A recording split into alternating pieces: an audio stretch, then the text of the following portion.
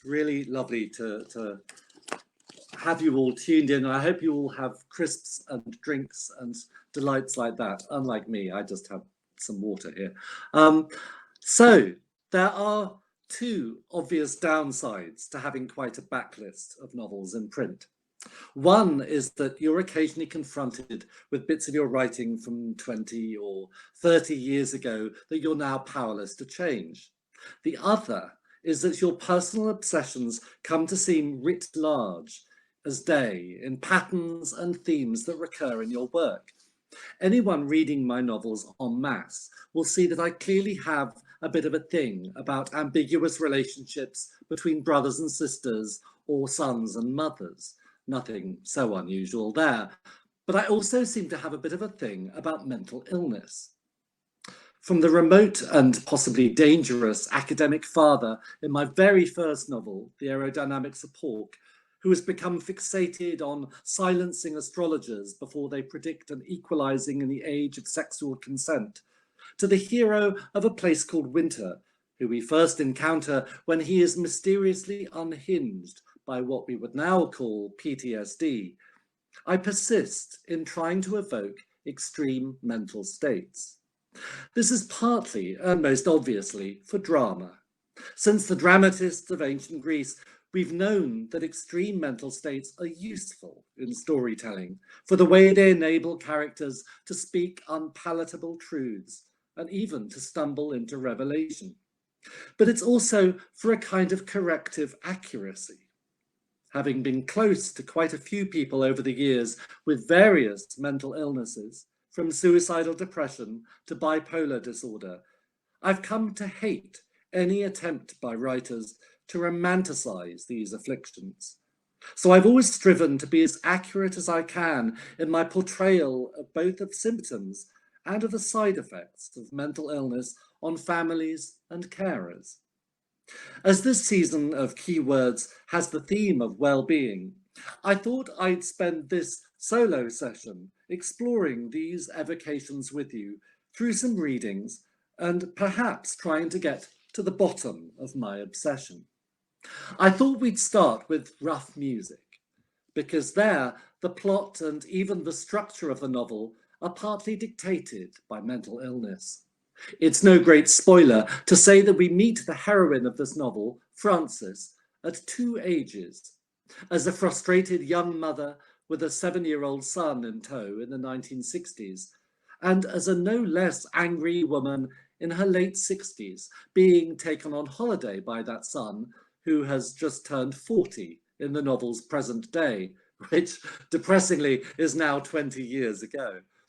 She has recently been diagnosed with early onset Alzheimer's disease, and her struggles with her failing memory and a sense that there are terrible things in her youth which have never really been confronted power a plot of what in effect becomes a psychological thriller, as we are drawn inexorably to the laying bare of brutal secrets. In this extract from early on in the novel, we hear about Frances's diagnosis and get a glimpse of its effect on her husband and family.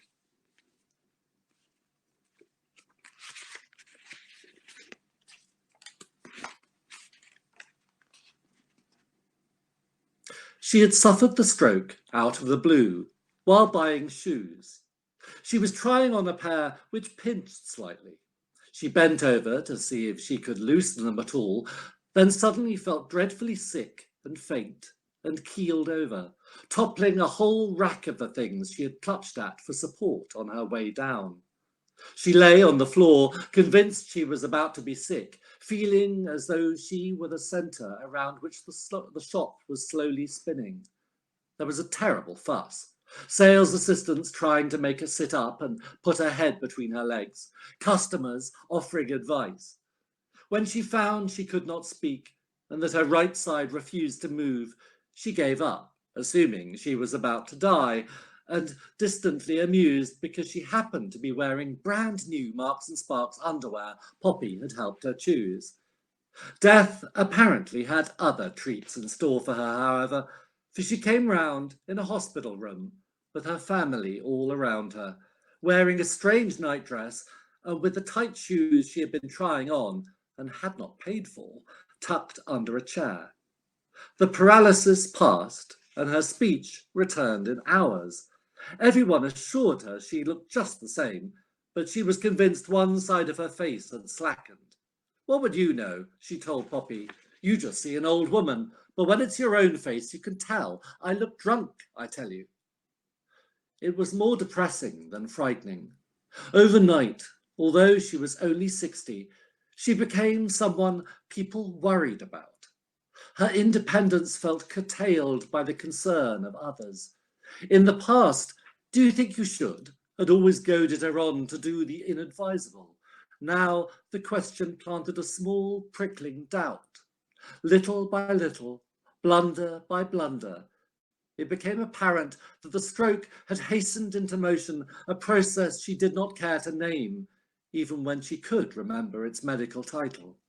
Some days she was fine, but on others it was as though she had been force-fed cooking sherry in her sleep and woken sozzled. She would call her husband Mervyn, or call Will Mary. Her body clock would go briefly haywire, so that she found herself preparing for bed when they had just finished lunch. Worst of all were the panic attacks, as unexpected as they were vindictive. She would become quite dissociated from herself.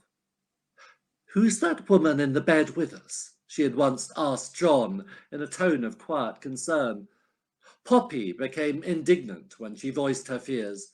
You're far too young yet. Dad's much older than you and he's fine. But all the women in our family go doolally. Granny did. That was drink. It wasn't. Then her mother went and she was only 65. They shut her away in that place in Esher. Listen, I'll get you a test you can do. I saw it in Sandy's waiting room if you're so worried. Poppy reappeared days later with a small booklet entitled Senility, Memory Loss and Alzheimer's, and made her complete the questionnaire at the back. Ever cautious, she did not hand over the whole booklet, which might have proved alarming. She merely tore out the questionnaire. Striving to be as honest as she could, Frances pored over such questions as, how often do you forget close relatives' names? Often, sometimes, never. And do you find it hard to concentrate throughout a television programme? Often, sometimes, never. Promising to look up and grade the answers when she had time, Poppy had taken the questionnaire away. The result could not have been to her liking because she had yet to make a report. Or perhaps she had forgotten. As she never tired of saying, brains begin to die off at 17 and everyone suffers memory loss with time. This was unconvincing in the mouth of someone who not only remembered everybody's birthdays and their children's names, but even what she had given them to eat when they last came to dinner and who they sat by. Poppy kept lists in a small leather book in her desk. Here, John held out a tray. Thanks, she helped herself. He set the tray on the nearby bench and came to stand beside her, munching. 2 rowing eights sped by towards Brewster, barked at through a megaphone by a cyclist on the farther towpath. A red dog was with the cyclist. It stopped to sniff something and lift its leg, then raced to catch up.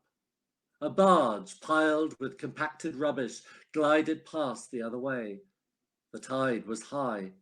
Brown water swirled round the posts of the landing stage, making small sucking noises.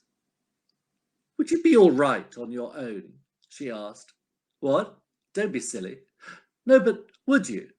Well, of course you would. There's no need. Don't pretend there's nothing wrong, she said. I won't. I can't bear it. I said I won't. Drink your tea. She sipped. His voice was always so equable now. Never seemed to lose its equilibrium. When did he get to be so calm? Had he always been like this? Suddenly her biscuit seemed huge and impossibly dry. She tossed it to some ducks, who fell on it with such savagery it barely had time to get wet. Promise me something, she said, staring at the thumping wings and darting bills. What? You won't try to be noble when it gets bad. It's not going to. Now you're being silly. Promise me you'll put me in a home when I get really doolally. If you're truly doolally, you won't know if I have or not. So promise. You won't know if I've kept my word. He was actually smiling, a dry smile over the last of his tea. Don't tease me, she snapped. He stopped smiling. I promise. Thank you. It's just that please don't let's talk about this anymore, he said, turning to dead-haired Elate Rose. I find it quite extraordinarily depressing. I've often said that the pattern of many of my novels is broadly therapeutic. I begin with a character in crisis and lead them steadily, drag them sometimes to a position where they have sufficiently confronted their own nature to be finally in a position where happiness is possible. I rarely deliver what could be called an unambiguous happy ending, but usually characters have arrived at a point of honesty by the end of a book, which at least allows us to hope they have a happier future in store, or a chance of one. The character doesn't always know they're in a crisis, of course. The hero of Rough Music, Will, who, like his mother, has a dangerous affair with his brother-in-law, begins the novel in a state of declared happiness and independence. We soon realize this is illusory and based on lies he tells others and himself. By the end of the book, various family traumas have been ripped out into the open, and he's battered and bruised, but he has finally entered on some much-needed psychotherapy and has opened himself up to the possibility of real, hard-won happiness. Tree Surgery for Beginners also begins with its hero in a bad place, though here the trauma is more obvious, because Lawrence's wife and child have disappeared and he is initially suspected of their murder. My challenge to myself in this novel was to write about a man completely out of touch with his emotions, a man who finds words harder than actions and to whom violence comes more naturally than conversation. In this extract, Lawrence has been released from police custody, but has tumbled into a collapse from which a well-meaning Christian neighbour obliges his fragrant mother to rescue him.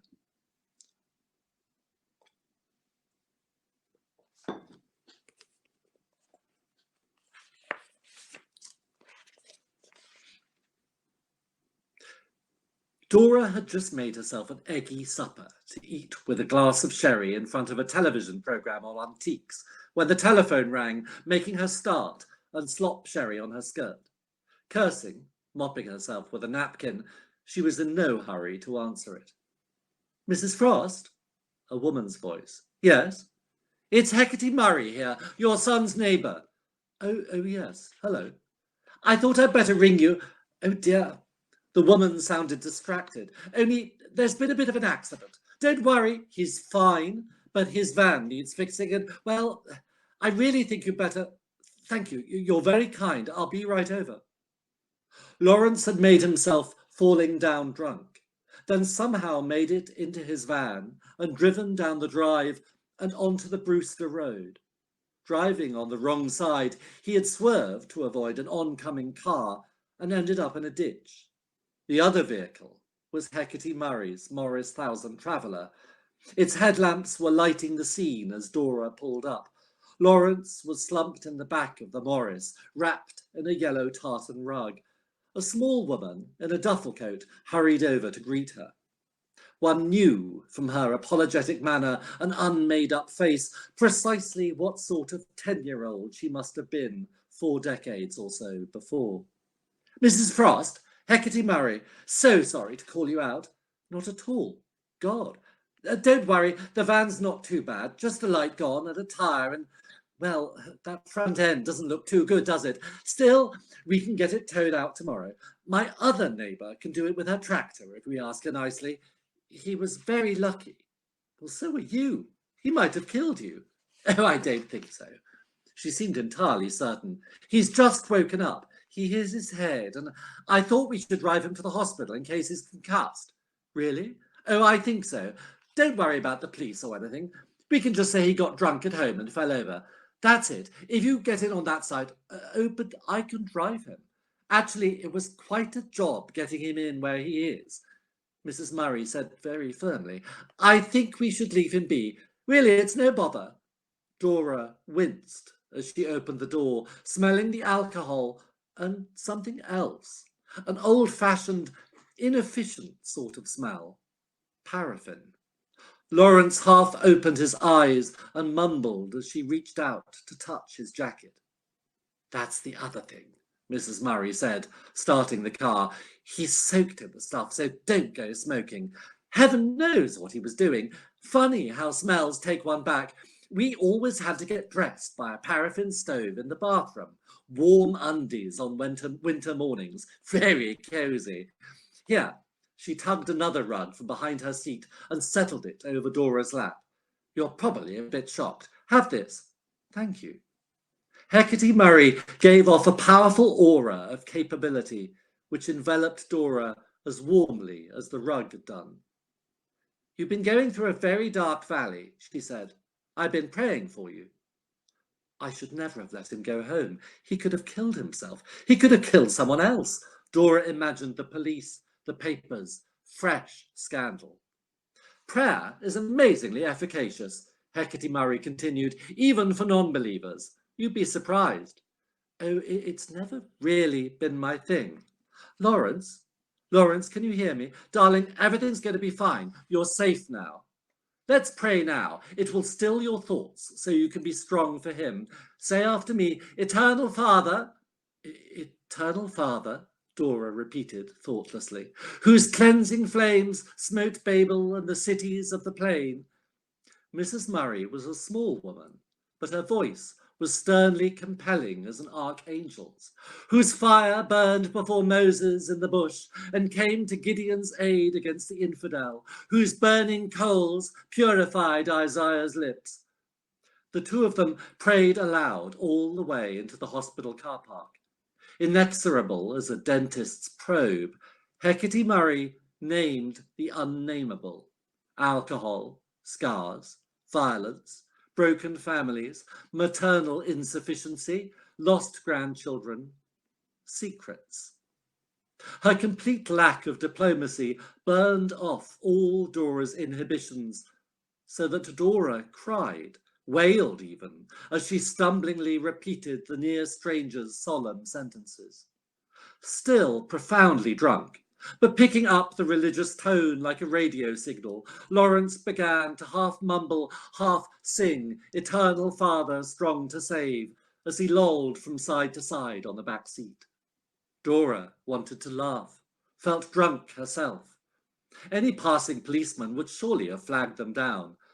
She felt considerably stronger when she stepped again into the chill night air. Hecate Murray gently took the rug, which Dora had forgotten was still wrapped about her. Dora assumed she would leave them there, but Mrs. Murray, who was plainly quite mad, tugged Lawrence out of the car and threw one of his arms over Dora's shoulders, while she took the other over her own. Be brave, she said. The Lord is with us. Take the strain. She steered them forwards, Lawrence still singing and with legs like untrustworthy rubber, Dora staggering under his weight, and she moved as stoutly as if the revolving doors before them were the mouth of hell itself, and they were come to liberate the souls of the lost. Lawrence had indeed been concussed, where he had struck his head on the windscreen. There might also be a touch of whiplash injury. The doctor in the casualty department wanted him kept in overnight while he sobered up, and x-rays were taken. When Hecate Murray drove Dora back to her car, she suggested they check all was well at the farmhouse. Inured by now to the curious woman's intrusiveness, Dora agreed.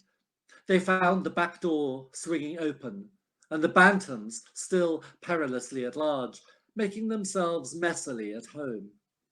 Lawrence had made a mound of possessions in the middle of the kitchen floor: clothes, papers, shoes, photographs, bottles of scent, greying second-hand, second-best bras, trays of cuttings from the kitchen windowsill, vitamins, old calendars, even a bottle of Tia Maria. What the?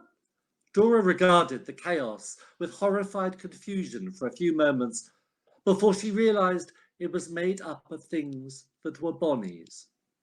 The exhaustive catalogue of the fragments that accumulated around a life, thrown together, became mere stuff.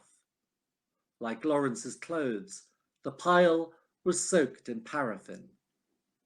Shocked, Dora began to clear up, picking a few things off the floor, rinsing the liqueur bottle under the tap, vaguely sorting the wrecked from the salvageable. Then she gave up and slumped in a chair, beyond tears. Hecate Murray spoke with quiet authority behind her. She had forgotten the woman was still there. I think it's time you involved your brother, don't you? As that passage hints at, one of the reasons I write about mental illness so often is for the interesting effect, for a novelist at least, on other family members. There's a theory that many creative people had a trauma in their childhood that caused their thinking about the world to change, or which caused them to take refuge in their imagination, or to use creativity as a way of building an armor between them and a life that was bruising them. My boyhood traumas were twofold, and both fell in a single year when I was 10 years old. An older sibling who had been like an extra parent to me had a suicidal nervous breakdown, and my mother and I were in a car crash in which she nearly died.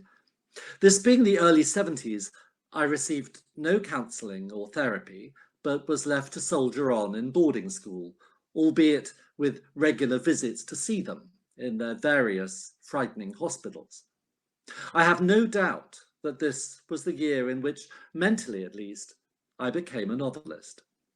I know this now because I can look at the stories I was compulsively writing at school at that period, and they abruptly become quite unlike the usual stories of 10-year-old boys.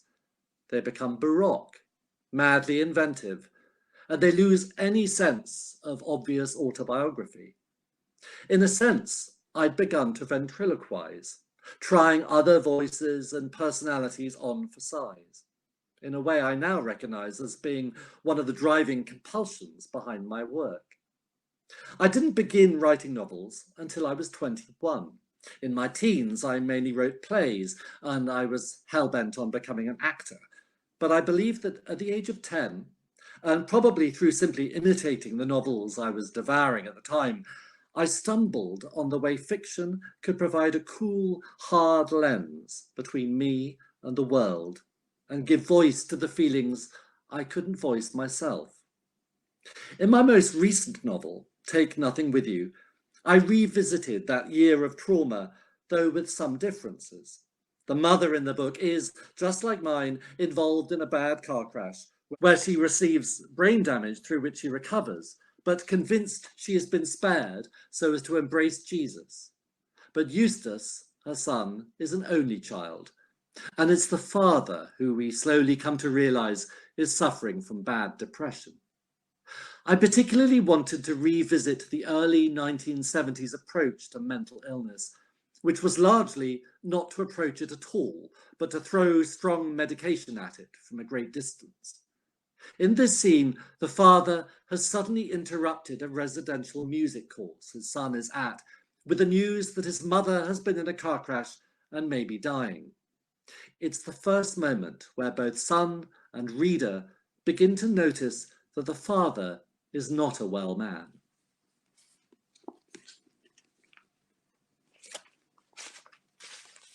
I won't attempt to do the waitress's Scottish accent. You'll just have to imagine that. They stopped at last at a roadside cafe where the hire car was dwarfed by parked lorries. Eustace hesitated about leaving the cello in the car. Touchingly, his father seemed to read his mind. "We can get a table by the window so you can keep an eye out," he said.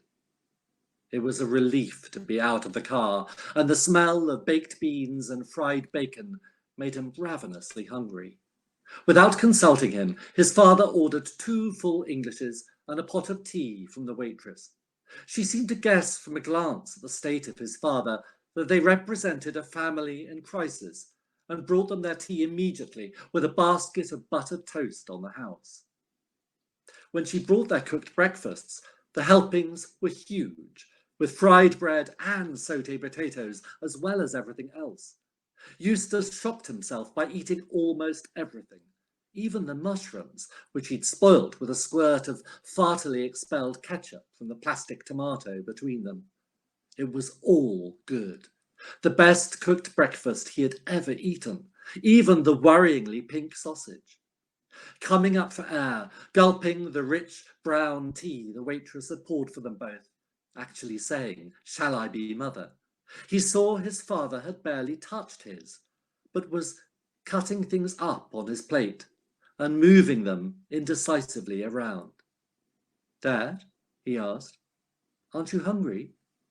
I thought you were hungry." "Not very," his father said. "Sorry." "That's all right." He didn't know why he was politely accepting his father's apology when he'd done nothing wrong and, in any case, was wasting his money, not Eustace's. "Where did it happen?" he asked, because he didn't like the way his father had fallen so quiet since they had sat down. He thought perhaps he was intimidated by all the lorry drivers reading their newspapers and smoking at the tables all around them. He was never a very manly man, but Eustace knew that talking about cars and roads was a manly thing to do, so thought it might help. "She was on the motorway the other side of Bristol, heading towards London," his father said quietly. Eustace found he was picturing his childhood jigsaw of England, in which each county, even tiny Rutland and two-part Flint, was a separate piece, illustrating principal activities and produce.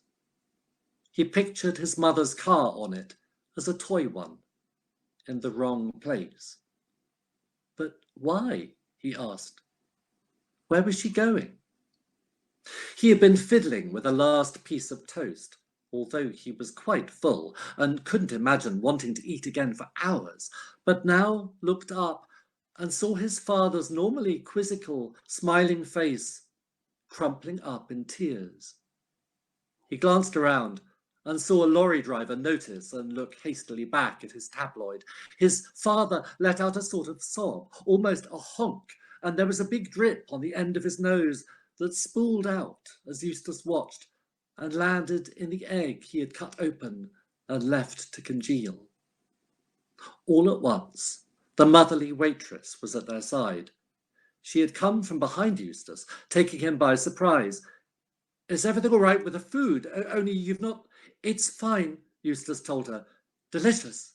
Thank you." She frowned minutely, little more than a twitch of disapproval, and placed the bill down between them on a custard-coloured saucer. But then, talking to Eustace, she added, "There's a nice clean washroom out the back if your daddy wants to freshen up." And she topped up Eustace's tea from the big brown pot. His father took the hint after she had moved on.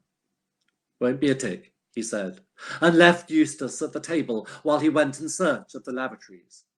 He couldn't shave out there, obviously, but he must have washed his face in the sink because his eyes looked clearer again when he came back and the front of his hair was wet. "Right," he said brightly. Then he sat down and ate his cold breakfast slightly too fast to look entirely normal. Then he settled their bill and led the way back to the car, belching. Eustace spotted the air freshening device that was smelling so vile as they climbed back in. His father saw it too and shocked him by tossing it out of the window as they drove off. It was only a cheap cardboard thing from some garage, but it was litter, and they were not a family who dropped litter. In fact, he had known his father pick up other people's litter and hand it back through their car windows saying, "I think you dropped this." They drove for 6 hours, more. They listened to the radio all the way and ate the jelly babies his father bought when they stopped for petrol. But Eustace asked no more questions, and his father said absolutely nothing. Poor Eustace. I explored this territory most overtly, I suppose, in my earlier novel, Notes from an Exhibition. In this novel, the heroine, who dies in the very first pages of the book, then has her story told backwards, is a creative genius, a painter. But she is also profoundly bipolar, aware that she does her best work when she is within a hair's breadth of entering a dangerous hypermanic stage. She spends her life taking calculated risks by coming off her lithium carbonate medication for the sake of her art. Pregnancy gives her the perfect excuse for abandoning medication, which means that each of her children comes into being with a mother in meltdown, and also that they come to suspect, as adults, that they were only born to enable her art, not from anything as straightforward as love. In this chapter, which draws closely on memories of such trips I made as a boy, her oldest son, Garfield, is taken to visit her in a psychiatric hospital where she has been taken following her collapse after giving birth to his latest sibling. Once again, what interested me as much as the mental illness were the ripples it sends out into the family of the patient and how it subtly alters the power dynamics about them. I should also say that in this chapter, it's poor Garfield's birthday.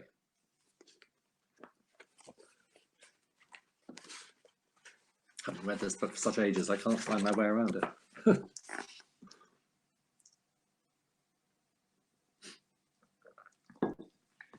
I promise this is the last reading and then you get to ask questions. The nurse there was young and really friendly. She crouched down so her head was the same height as Morwenna's nearly and said, "And who've we got here?" "I'm Garfield and this is Morwenna," he told her. There was a really strong smell of lavatories, but not from the nurse, who smelled of fabric conditioner. "Is that a fact?" she said.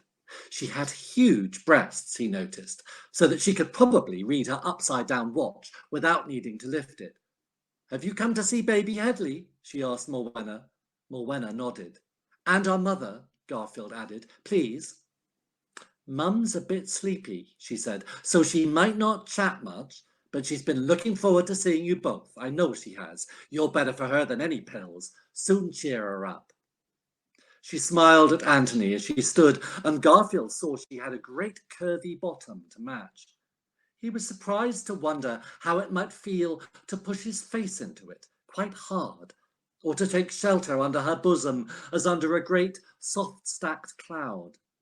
She might have read his mind, because she briefly laid one of her hands on the back of his head and let it slide down onto his nape in a way that gave him goosebumps and made him blush. "You'll find her in the room on the end," she told Anthony softly. "Down the ward and turn right. I'll go and fetch young Headley from his cot." There was a Bob Hope film playing on the television, and several women were watching it, or pretending to. Their faces faced the screen, but Garfield was sure their eyes were slyly turned on him as he passed. He hated Bob Hope films. They were full of jokes he didn't understand because everyone talked too fast, and he associated them with nausea, as they only ever seemed to be on when he was held home from school with a stomach bug. He had heard it said that he had a sensitive stomach and was deeply ashamed of it. Morwenna was holding Anthony's hand now, which must mean she was really scared, and Garfield was briefly envious of the soft girlishness that would let her take such favours as her right until well past the age at which he had been told to be a big boy and stop crying and stop wanting to be held. Like Morwenna, he suspected, he really wanted to be carried high on Anthony's shoulders, which was where he used to feel safest. But Anthony had a bad back and wasn't supposed to do that anymore. A woman in a yellow dressing gown with a head that was much too big came up to them and said, "You give me sweeties," in a voice that was all wrong. I'm sorry, Anthony told her. We don't have any, and passed on with Morwenna. But Garfield had brought a mixture of blackjacks and rhubarb and custards with some of his pocket money that morning. He had one blackjack left, and knew the woman knew it was in his shorts pocket, because she wasn't moving away, but was staring down at him. All right, he told her. It's my last one, though. She took it from him and tore off the wrapper in seconds and threw it in her huge mouth. Like a frog's, her lips seemed to divide her head clean in two when they parted. She gulped. You're supposed to make it last, he told her. She was holding out a fleshy hand again. You give me sweeties, she repeated, and a dribble of licorice spit fell onto her chin. It was my last one, he said. I told you. He ran to escape her terrible stare and caught up with Anthony and Morwenna as they were turning right at the far end of the ward. He glanced back to see if she was following. She had stayed where she was, but she was staring, and when she saw him look, she twitched up her nightdress, and he looked away fast, but not quite fast enough. There was a row of individual bedrooms off a corridor. They had brass numbers on the door, and when a room was occupied, little cards slotted into brass holders with people's names on them.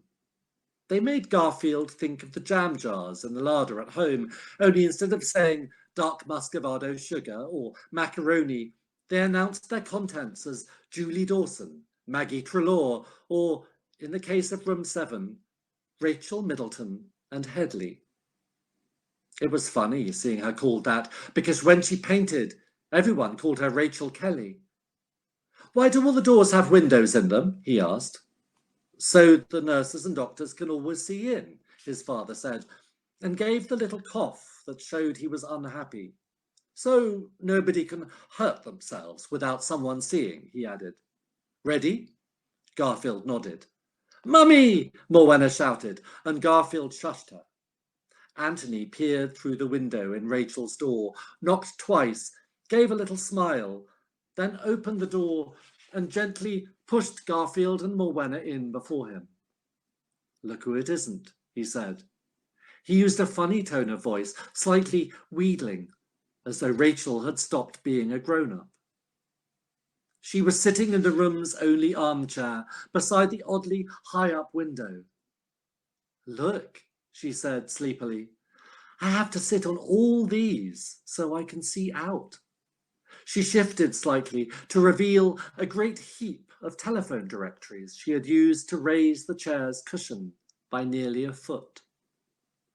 Garfield was shy of hugging her, so while Morwenna ran to jump on her lap, he jumped a few times instead to see what she was seeing and caught a few glimpses of a lawn and trees and rose bushes. He was glad to see she looked fairly normal. She was wearing daytime clothes, a dark blue dress covered in white spots, but she looked pale and somehow uncooked without her lipstick on, and there was something different about her eyes, and she needed to wash her hair.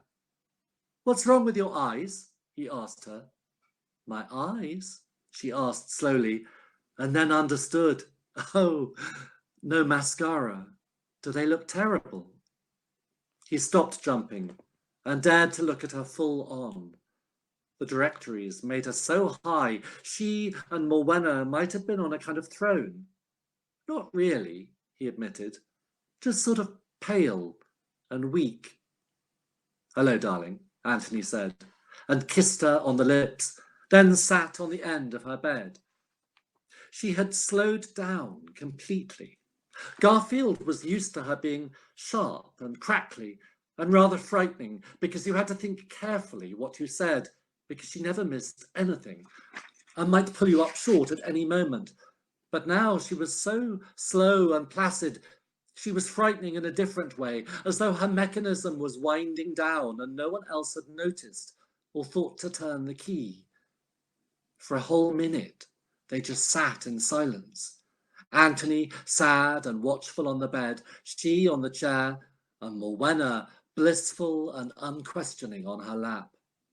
like a ravenous cat given milk, Morwenna always became entirely focused on a pleasurable moment. The room had no other furniture but a little chest of drawers with a vase on it and a heap of drawings Rachel had been doing with wax crayon. "Can I see?" Garfield asked. You never looked at her pictures without asking, in case you had sticky fingers. She stared at him, and he could almost hear the glutinous plop as her mind closed over his question and drew it in. She nodded at last, with a smile, and he went to look. Instead of doing the obvious view out of the window, she had done the window itself. The panes of old, uneven glass, the flaking paint creamy with age, the damp, stained roller blind for blocking out the sun, and the arrangement of gutter, brickwork, and drain pipes a little to one side. Then she had done her bed, over and over, with the rumples in different places and the sunlight in different places, but the brutal black bedstead exactly the same each time, like a cage about something shifty and fluid. It was so unfair, he thought, that when he did pictures with wax crayon, they looked like every other boy's wax crayon pictures. But when she did them, it didn't look like wax crayon at all. There were no pictures of the baby. While researching this novel and reading about the fascinating relationship that can be between illness and creativity among people with bipolar disorder, I found I was looking harder and harder at my own creativity. Novelists need to have pretty acute self-awareness because we are, after all, the only people we can really know inside out. And I came to recognize my own cycles of manic productivity and uncreative depression, and came to believe that my own urge to write fiction is in fact a mild and socially acceptable form of mental illness. Thank you, Patrick. That was wonderful. I really appreciated what you said about the importance of honest portrayals with mental illness, and I was wondering how you go about embodying that and researching that for your books. It's a very good question, and it's a hard one because I don't like to be too prescriptive in my portrayals. So I usually start with the relationships and I look at how the illness has made the relationship start to go wrong, and then I build out from there. And only after that would I go and read up medical journals to make sure I've got details precisely right. One of the things I wanted to focus on when writing about like that section I just read about Rachel's treatment was the way treatment has changed. And again, in A Place Called Winter, I describe in a lot of detail hydrotherapy, which is a completely antiquated, thank God, abandoned treatment we used to do kind of as a blanket treatment for all sorts of mental illness. And when the sibling I mentioned was being treated for depression in the 1970s, one of the things they did to her was literally just pump her full of barbiturates to make her lose consciousness, because they believed that deep sleep was a way of treating depression. Thank heavens they don't do that anymore. So yeah, I start in kind of myopic detail with the relationships and move out. Great, yes, fantastic. I also really liked your point about how often your plots are therapeutic in some ways, or they follow a therapeutic process. Do you find it therapeutic yourself writing in that way? I suspect I do. All I know is it feels absolutely awful when I'm writing a first draft.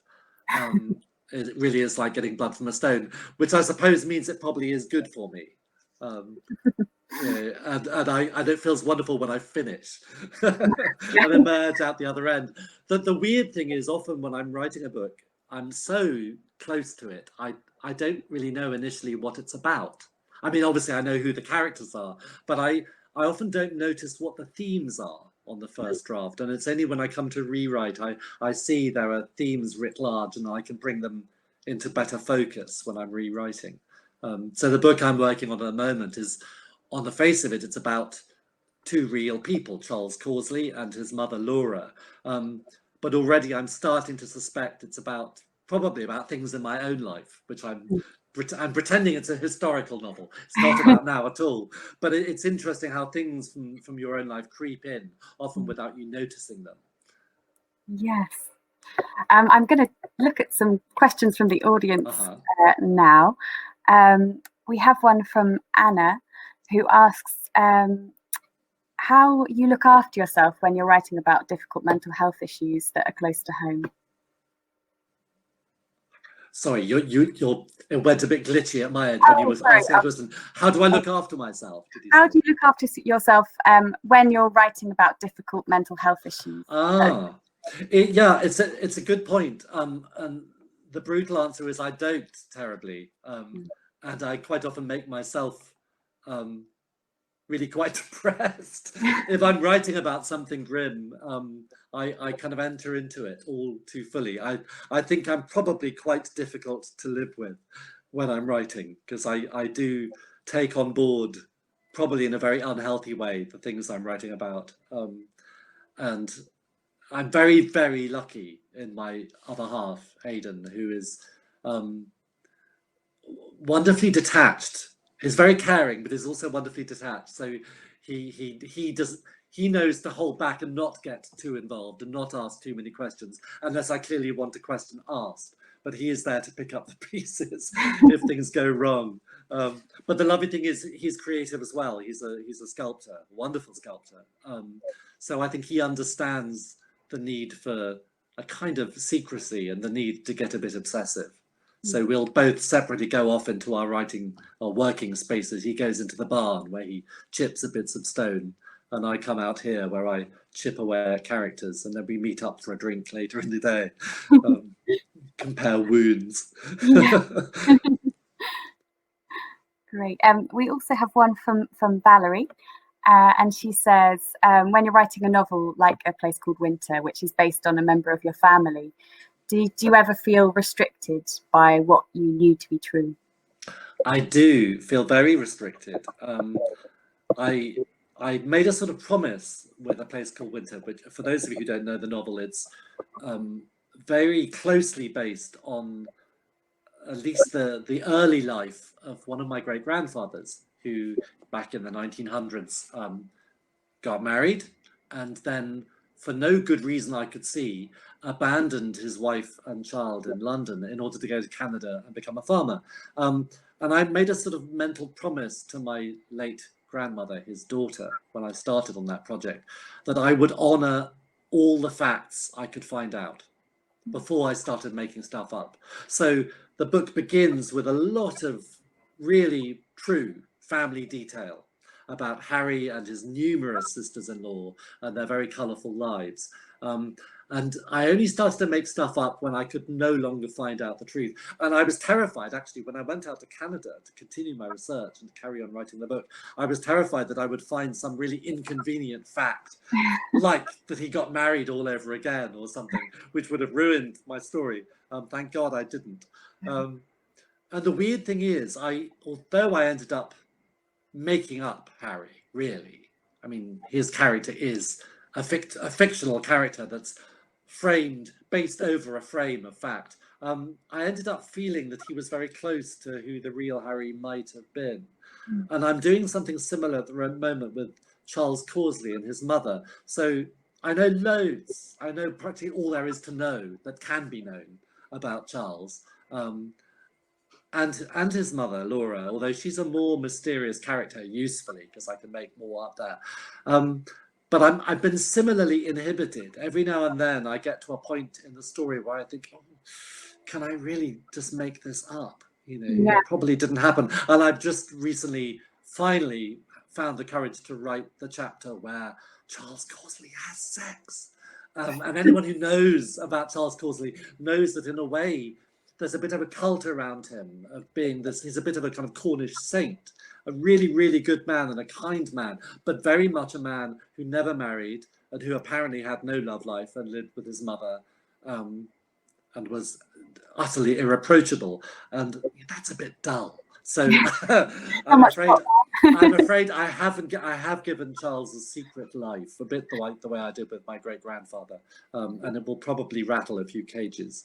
But I hope along the way it helps me and will help the reader to understand better the man who ended up writing such wonderful poetry, because there's a mystery at the core of Charles's life, a bit like that was with my great-grandfather. And for me, that mystery is what made a man choose to lead such a quiet life when he could have done all sorts of things. You know, the world was his oyster. He could, I think, have become a spy, a very successful spy. He could have gone and worked for MI5. He chose to come back to a little Cornish town and teach in a primary school and live with his mother in a tiny house where he had no privacy at all unless he shut his bedroom door. And I'm fascinated by that, especially when you read the poems and you see so much passion and anger and stuff that's pent up inside those poems. There's a disconnect between the known facts and the poems. And what I'm trying to do in the book is to join up the poetry with the facts. Great. Looking forward to reading it. So am I. I'm already at the stage where I dream rather cruelly that I finished the book, but I haven't yet, not quite. Great. We have a question from Heather, who asks, do you believe that creativity in art or in writing is enriched by the intensity of the experience of mental illness? I don't know, having not been, at least clinically, mentally ill myself, but I have been very close to people who are both, who are periodically a bit mad, and who are creative, and I can see that they are the lucky ones. It's a very crude generalization to say, oh, you know, bipolar disorder is a blessing. It gives everyone these wonderful ideas. No, if you talk to the loved ones of somebody with bipolar disorder who happens not to be gifted, you know, it's just hell. It's absolute hell. It's just in the tiny percentage of people with bipolar disorder who happen to be able to paint or to sing or to write or whatever. They do appear to periodically to access this incredible level of creative energy. But they're the lucky ones. So I'd never generalize about it, but I do believe that, as I will be discussing next week with Sally Vickers, who's properly trained and so can put me wrong or right, I do believe that most people who are creative for a living are accessing, they're sort of dipping into the pool of potential madness that we all have. I know that writing novels is not a healthy way to make a living. It's and it doesn't get easier as I go on. That's the weird thing. You'd think it would get easier, and I find it gets harder. And I think it's because I become more and more aware of the mental risk I take each time I'm going into a deeper and darker place. And my books have got darker as I've gone on. I made a conscious effort with Take Nothing With You to write a comedy. But even this becomes a very dark comedy as it goes on. It's an odd one. I think as you get older, you get braver perhaps, and more, you dare to be more honest with yourself as a writer. And that seems to be taking me into a darker place, which is a bit worrying. So, what's the space? Yeah, I think there's often that sometimes it's a difficult stereotype for artists that they're more likely to be mentally unwell, but perhaps it's more that they express it for the general public to Yes. access. I mean, I think my novel Notes from an Exhibition is partly based on a former lover of mine, and who was a wonderful painter, who, just before I started the book, committed suicide, and he threw himself under a train. I mean, it was just the worst possible kind of suicide, really, if there is a worst possible kind. And yet he was a wonderful painter, and I'd seen firsthand how his illness and his art interplayed constantly. But it's also based on the poetry of Anne Sexton and the life of Anne Sexton. And if any of you have not read Anne Sexton's poetry, I can hugely recommend it. They've recently reissued it. There's a newish edition, I think, from Penguin Modern Classics. And she was profoundly bipolar, and she was also a mother. And that really interested me, that interplay between creativity, periodic madness, and the obligations forced upon you by motherhood. And I find it a really, really interesting territory.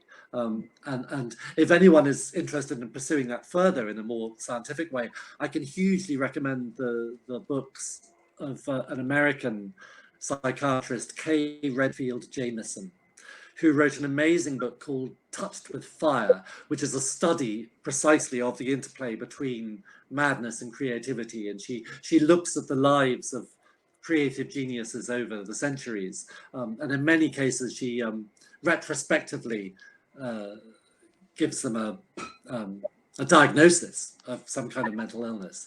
It's a fascinating book, and she herself is bipolar and got into her field because of her interest in how her bipolar disorder was making her sometimes creative and sometimes just deeply depressed. And yeah, fascinating stuff. Great. We have a question from Pamela, and she says, how do you choose your characters' names? I love Hecate Murray's name. Hecate Murray. Hecate Murray is called, well, she gets the name Hecate after a childhood friend of my mother's, who was exactly as I describe her, this little bundle of rather terrifyingly kind of post-empire energy, fiercely Christian, but in that totally unquestioning way that actually is just what you need in a crisis. And as the way a lot of my minor characters do, Hecate just popped up at just the moment I needed a character to play that role in the book. There she was, and I embraced her. But the naming of characters is a very difficult thing. And as I've said, I'm writing at the moment about real people. And that's a very hard one, because a lot of real people who knew Charles and Laura Causley are still alive.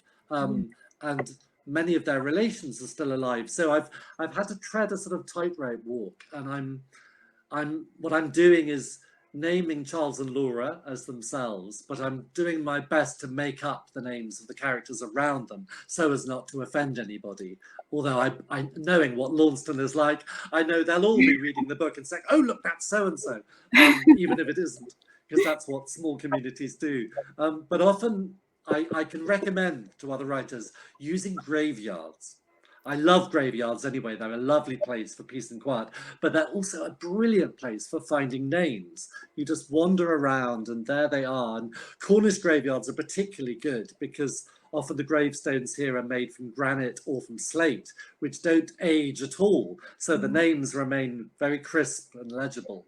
Admittedly, you often end up with very Cornish names, but that's fine if you're writing Cornish novels. It's a very good idea.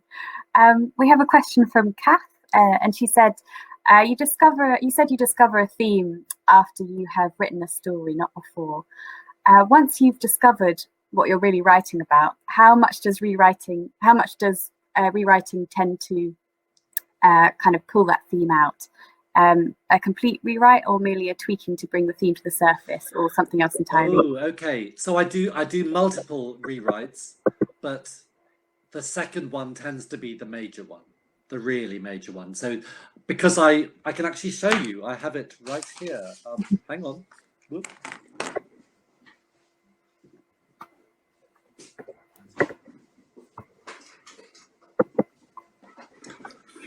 Right here, I actually, I have my novel in progress, and I write, as you can see, I write in ink. So, which actually I recommend writing in ink to everybody, partly because it's slower. And I find as I'm writing, I do a lot of rewriting as I'm writing. Even though you're always told not to do that, I do. There's a lot of crossings out and second thoughts, and not big crossings out, but just you can see the word choices change as I go along. And my second draft tends to be, as I say, the one where I will notice themes and highlight them, or sometimes I suppress things. Sometimes I will, when I begin the second draft, I'll notice that the book is no longer the book it started being. So I set out to write a book that was sunny, and I ended up writing a book that was very dark. And if that's the case, I will subdue the sunniness in the early chapters to make it smoother. But my main rule of thumb is that I write the first draft for myself. I am my reader for the first draft. I don't think about anybody else at all. And it's only on the second, third, fourth drafts I think about the reader. And I think the reader is really important. And there are so many things you have to do to make sure you haven't lost your reader. As I'm constantly asking myself, will the reader at this point feel the way I want them to feel? What will the reader believe? And that's in turn something that a really good editor will do. A really good editor is like the ideal reader. That doesn't mean they're the most intelligent reader. It means they're the reader who notices everything. So a really good editor will often say to you, when I read this chapter, it made me frightened. Is that what you intended? Because sometimes your writing will have an effect you hadn't intended, and it's crucial to make the changes that will enable that false effect to be taken away. I hope that answers your question. Great. We have a question from Michael, and he says, with Little Bear in A Place Called Winter and in Man with the Orange Shirt, you have characters forced to live life in a way totally divorced from their true selves. Is that a form of enforced mental illness? Oh, what a good question. Yes, it is, in that, well, if we're talking historical fiction, so in A Place Called Winter, that book begins with a scene in which a man several men and women are being treated as if they're mentally ill when all they are is gay or lesbian or transsexual. And it's always healthy to remember that I think it was the 1980s before homosexuality was officially taken off the books as a mental illness, as an aberration. The Catholic Church has yet to do that, but they're getting there. But yeah, so, and I think it's also true to say that because of that, a horrific number of men and women were made mentally ill by the barbaric treatments that were forced upon them by a system which believed their true natures were wrong or were something that could be cured. So Little Bear is a very interesting case in point, because Little Bear, or Ursula as she's also called, is what we in the West would call a transsexual. But in her own culture, in the Plains Cree culture of northern Canada, she is mystically blessed. She is a two spirits character, because the Cree, like a lot of North American First Nation tribes, believe that certain people are blessed with this double spirit, so that they can think both as a man and as a woman, and that enables them to be superior in their thinking and blessed with visions. And they are often trained up to become shamans. So they are far from being treated as if they're mentally ill. They are actually given privilege and honor. And one of the horrific things that the British did when we went to Canada was to punish, really, these boys and girls. And they were often boys and girls when we first got our hands on them. And we robbed them of their status, we robbed them of their culture, we did horrific things to them. So I'm very excited that A Place Called Winter is currently being developed as a television series, because one of the things I'm absolutely determined that we will get right is the treatment of Ursula, her character in particular, and we will find, by hook or by crook, if not a Plains Cree, then definitely a First Nations actor or actress who is transsexual and can play it totally authentically, so that we can make sure as big an audience as possible knows what we got up to in Canada, because it was completely appalling. It was every bit as appalling as what we got up to in Australia, and carried on getting up to until the second half of the 20th century.